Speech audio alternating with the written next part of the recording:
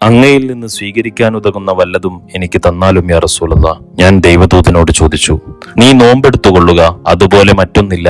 അബൂ ഉമാമ: ദൈവത്തിന്റെ ദാസന്മാരുടെ മറ്റൊരു സമർപ്പണവും അതിന് തുല്യമല്ല. റമളാൻ: ഉന്നതനായ ഒരു അതിഥി കടന്നു വരികയാണ്. റബ്ബും മനുഷ്യനും തമ്മിലുള്ള വ്യവഹാരങ്ങളുടെ ഉന്നതമായ ആസ്വദിക്കുന്ന ദിനങ്ങൾ. പ്രകടനങ്ങളില്ലാത്ത യാഥാർത്ഥ്യത്തിലേക്ക് ഈ ഉമ്മത്ത് പ്രവേശിക്കുകയാണ്. നോമ്പെന്നത് അത്ഭുതപ്പെടുത്തുന്നൊരു സമർപ്പണമാണ്. അതിന്റെ ഇടപാടുകൾ തന്നിലേക്ക് മാത്രമാണെന്ന് അവൻ പറയുമ്പോൾ അതിന്റെ യാഥാർത്ഥ്യം എത്ര ഉന്നതമാണ്. ആരെങ്കിലും പട്ടിണി കിടക്കുന്നത്, അല്ലെങ്കിൽ നാഥന്റെ മാർഗത്തിൽ അന്നപാനീയങ്ങൾ വെടിഞ്ഞ് ശാരീരിക ദൗർബല്യങ്ങളെയും അനുവദിക്കപ്പെട്ട ആസ്വാദനങ്ങളും വേണ്ടെന്ന് വെച്ചിരിക്കുമ്പോൾ മറ്റൊരാൾക്കത് കണ്ടു മനസ്സിലാക്കാനാവുമോ? കാഴ്ച തന്നെ പരിമിതപ്പെടുന്ന ഇടങ്ങളിൽ മറ്റു ഗോചരങ്ങളായ ഇന്ദ്രിയങ്ങളുടെ അവസ്ഥ പറയണ്ടല്ലോ.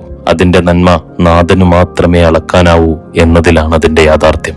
അവന് മാത്രം എന്ന് പറയുമ്പോൾ അവൻ മാത്രമാവുന്ന ഇടം, അതാണ് നോമ്പിന്റെ പ്രതലത്തിലെ അവന്റെ അടിമ. മറ്റെല്ലാം നിഷേധിക്കുന്ന വിശ്വാസത്തിന്റെ ആദ്യ ഭാഗത്തെ ഭൗതികമായി വിശ്വാസി അനുവർത്തിക്കുന്ന മാസം. റമളാൻ നിഷേധിക്കുന്നവരുടെ മാസമാണ്. നിഷേധം എന്നതിന്റെ ആനന്ദം കണ്ടെത്തുന്നവരുടെ മാസം.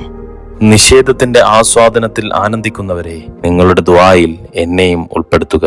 മർഹബൻ യാ ഷഹ്റ റമളാൻ.